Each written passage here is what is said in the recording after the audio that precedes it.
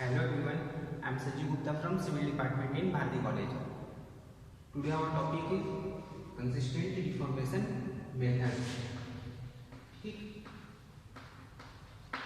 तो आज हमारा जो क्लास है कंसिस्टेंट डिफॉर्मेशन मेथड, ये कौन सी यूनिट का है?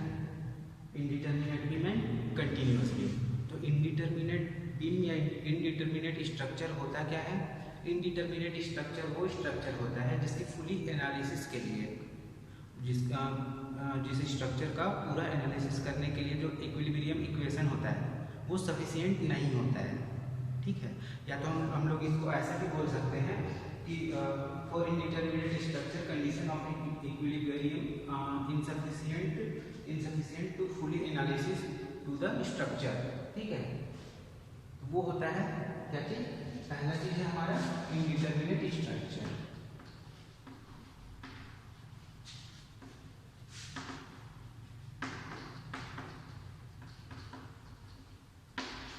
इसमें क्या होता है? Equilibrium condition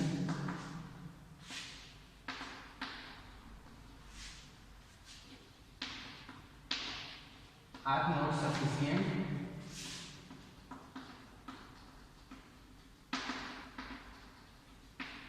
to full analysis of the structure।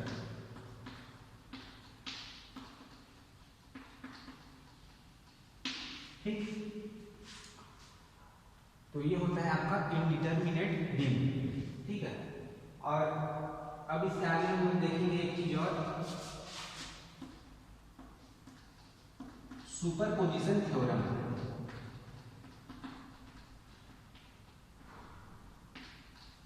Superposition theorem, अब ये सुपरपोजिशन थ्योरम होता क्या है? तो सुपरपोजिशन थ्योरम में क्या होता है कि हमारे पास, ठीक है, एक लीनियर स्ट्रक्चर है। लीनियर स्ट्रक्चर मतलब आप लोगों ने बिल्डिंग तो देखा ही होगा, जैसे एक रूम से दूसरा रूम, मैं इसमें समझा देता हूँ। ये एक बीम है, ठीक, यहाँ पर सपोर्ट लगा हुआ है, यहाँ पर सपोर्ट लगा हुआ है, ठीक, उसके आगे ये और बढ़ा हुआ है, यहाँ पर लगा हुआ है, इसके आगे और निकला हुआ है। तो ये क्या है? इसके आगे सपोर्ट नहीं, मतलब ये कंटिन्यूअस बीम है। ठीक है, तो एक लीनियर स्ट्रक्चर में मान के चलिए यहाँ पास अगर 10 किलोमीटर का वेट लग रहा है, ठीक, यहाँ पास लग रहा है 20 का, और यहाँ पास लग रहा है 30 किलोमीटर का।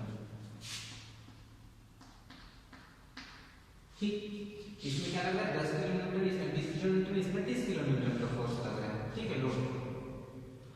तो ये लोड ये पूरी स्ट्रक्चर का, अब हम क्या करेंगे? पूरी स्ट्रक्चर में कितना लोड लग रहा है उसको कैलकुलेट करेंगे। ठीक है, तो क्या होगा?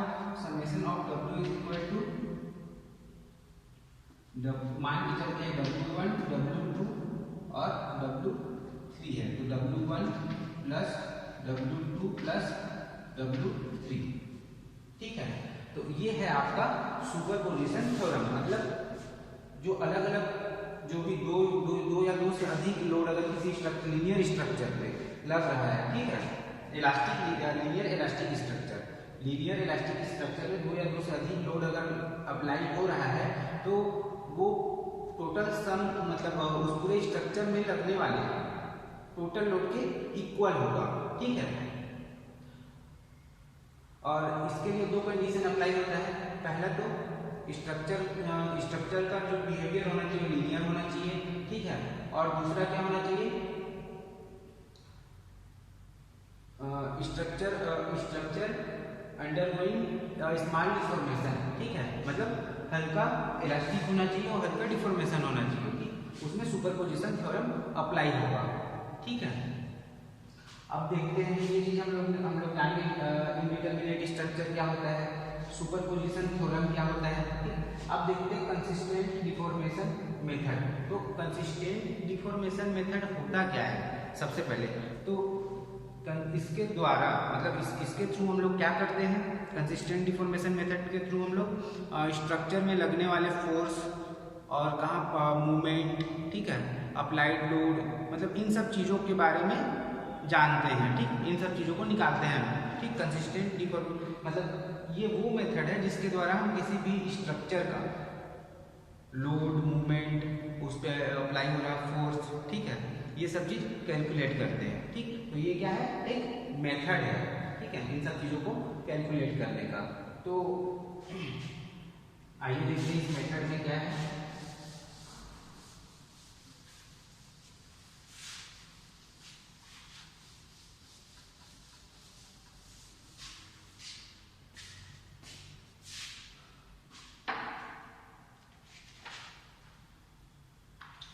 तो सिंपली इस मेथड में 5 स्टेप, ठीक। इस मेथड में क्या है, सिंपली 5 स्टेप्स हैं जिसके द्वारा हम लोग क्या करते हैं,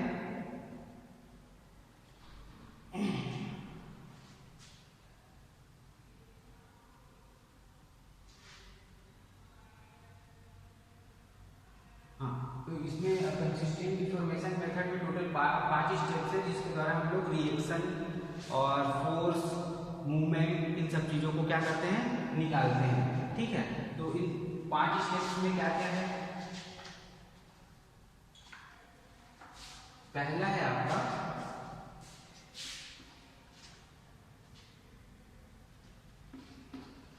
calculating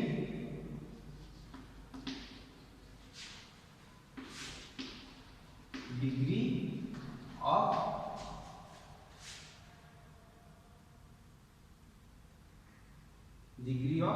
intermediate,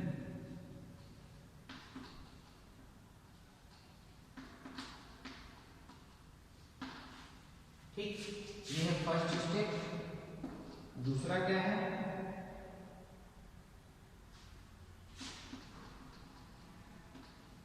removing the rod या सपोर्ट, ठीक। तीसरा क्या है,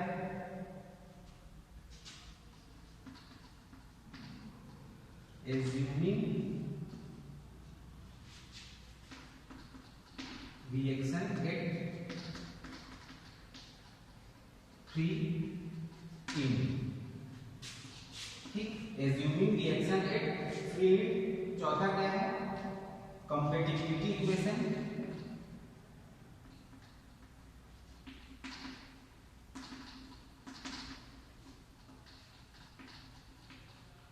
और जो सबसे लास्ट फाइनल है वो क्या है, bending moment and shear force diagram,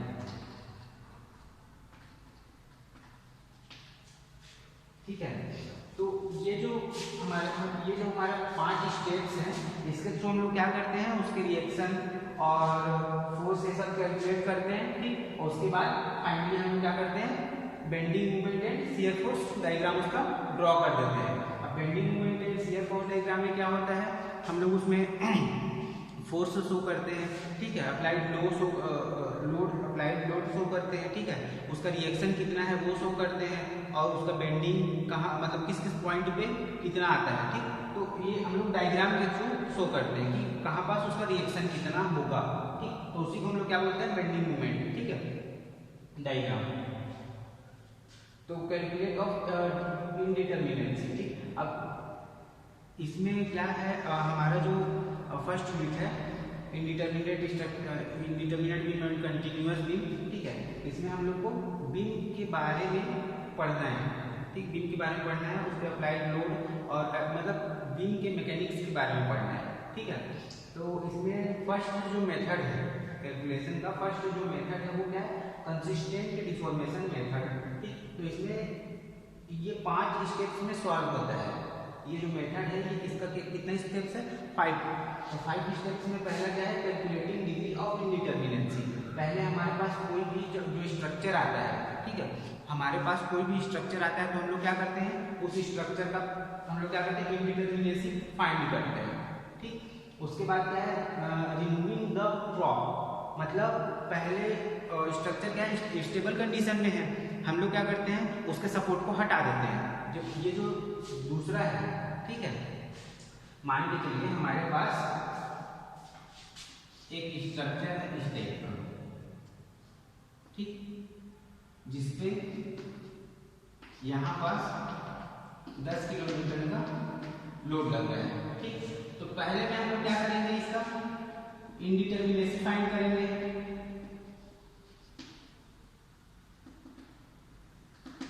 ये हो गया फर्स्ट स्टेप। सेकेंड स्टेप में क्या करेंगे, ये यहाँ पास ये जो सपोर्ट है ये वाला, इसको क्या करेंगे, हम लोग हटा देंगे।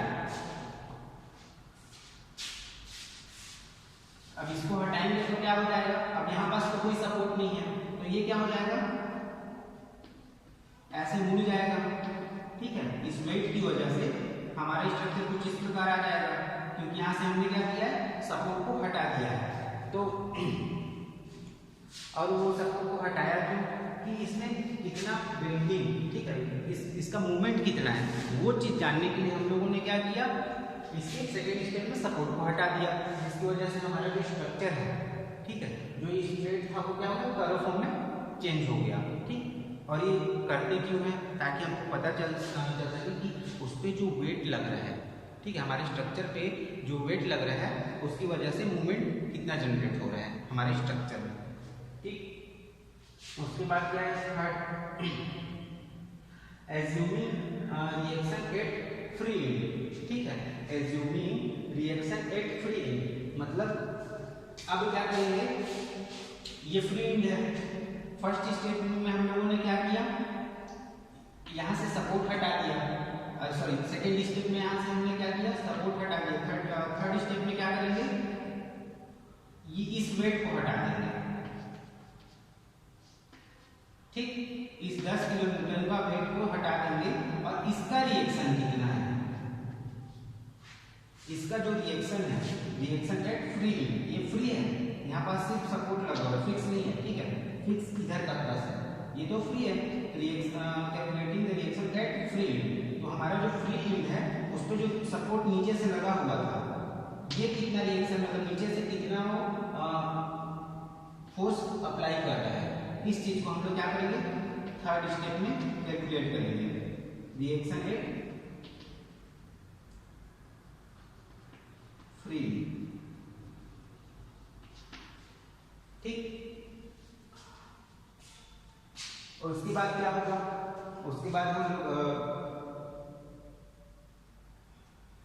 हम लोगों ने ये देखा, हाँ, और यहाँ पास जब यहाँ पास ये जो रिएक्शन होगा, यहाँ पास जब हम लोग सपोर्ट हटाए थे तो ये कुछ इस फॉर्म में चेंज हो गया था, कर्व फॉर्म में। यहाँ पास से जब ऊपर का लोड हटाएंगे तो क्या होगा, इधर से भी तो रिएक्शन की वजह से ऊपर जाएगा नहीं। ठीक, तो कुछ इस टाइप का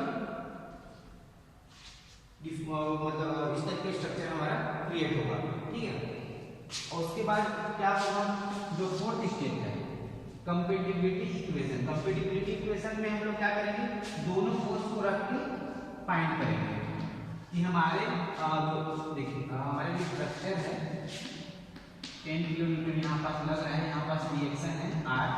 ठीक है, ये पॉइंट ए, ये पॉइंट बी। अब हम लोग कंपेटिबिलिटी इक्वेशन में देखेंगे कि इस 10 किलोमीटर की वजह से इसमें कितना डिफॉर्मेशन आ रहा है, ये। ठीक, इस 10 किलोमीटर की वजह से इसमें कितना डिफॉर्मेशन आ रहा है, इस चीज को हम लोग फोर्थ स्टेप, ये क्या है हमारा फोर्थ स्टेप।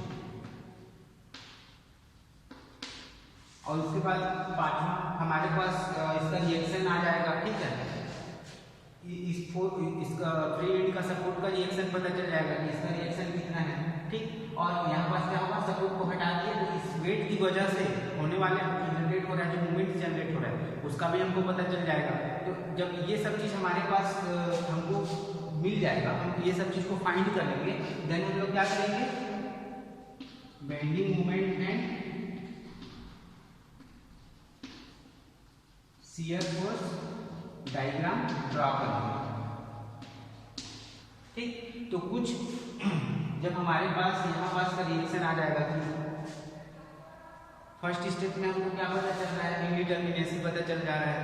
सेकेंड स्टेप में क्या पता चल जा रहा है हमको कि अगर सपोर्ट ना रहे तो उसमें मूवमेंट कितना जनरेट होगा। थर्ड स्टेप में पता चल जा रहा है कि रिएक्शन जो नीचे का जो सपोर्ट है, ठीक है, जो फ्री एंड में जो सपोर्ट है वो कितना रिएक्शन प्रोवाइड कर रहा है, ठीक। फोर्थ स्टेप में पता चल जाएगा कि ये 10 किलो न्यूटन और इस रिएक्शन के बावजूद, ठीक, इसमें कितना डिफ्लेक्शन हो सकता है हमारे स्ट्रक्चर में, ठीक है। और हाँ, ये चीज यूडियल लोड के लिए और पॉइंट लोड के लिए अलग अलग फाइंड होता है, ठीक है। तो जब इतना कुछ हम लोग को पता चल जाएगा तो हम लोग इसके थ्रू क्या कर सकते हैं, bending moment and shear force draw कर सकते हैं, ठीक है। तो हमारा जो न्यूमेरिकल है कंसिस्टेंट डिफॉर्मेशन मेथड से, मतलब आपका जो क्वेश्चन रहेगा उसमें दिया हुआ रहेगा कि आपका ये स्ट्रक्चर है और इसको इस मेथड के थ्रू सॉल्व करना है आपको, ठीक है। तो कंसिस्टेंट डिफॉर्मेशन मेथड, इसका मैं एक और लेक्चर बताऊंगा जिसमें हम लोग क्या करेंगे, इसके डेरिवेशन को देखेंगे, ठीक है। इसके डेरिवेशन के लिए मैं एक और वीडियो बना दूंगा, ठीक, उसमें और अच्छे से समझ में आ जाएगा, ठीक है। तो ये बहुत सिंपल प्रोसीजर है न्यूमेरिकल सॉल्व करने का, ठीक है। और इसके बाद ये तो कंसिस्टेंसी डिफॉर्मेशन मेथड है। फर्स्ट यूनिट में एक और मेथड है जिसके थ्रू हम लोग क्या करते हैं, ये तो फर्स्ट मेथड हो गया। और जो सेकंड मेथड है जिसके थ्रू हम लोग क्या करते हैं, न्यूमेरिकल सॉल्व करते हैं, ठीक है।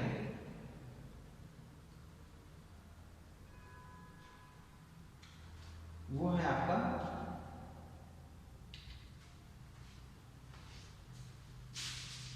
जो दूसरा मेथड है,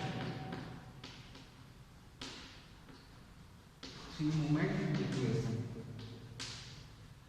तो आपके एग्जाम में इन दोनों मेथड से ही क्वेश्चन, आपके जो न्यूमेरिकल होते हैं वो इन दोनों मेथड से ही आते हैं, ठीक है। तो जिसमें ये दोनों मेथड इजी है, बहुत ज़्यादा इजी है, कैलकुलेशन के हिसाब से बहुत ज़्यादा इजी है, ठीक है। तो आज हम लोगों ने देखा consistency deformation method. Next class में मैं इसका डेरिवेशन बता दूंगा आप लोगों को, ठीक है। उसके बाद हम लोग इस मेथड के थ्रू में कुछ न्यूमेरिकल सॉल्व करेंगे एंड देन उसके बाद फ्री मूवमेंट इक्वेशन को पढ़ेंगे, ठीक है।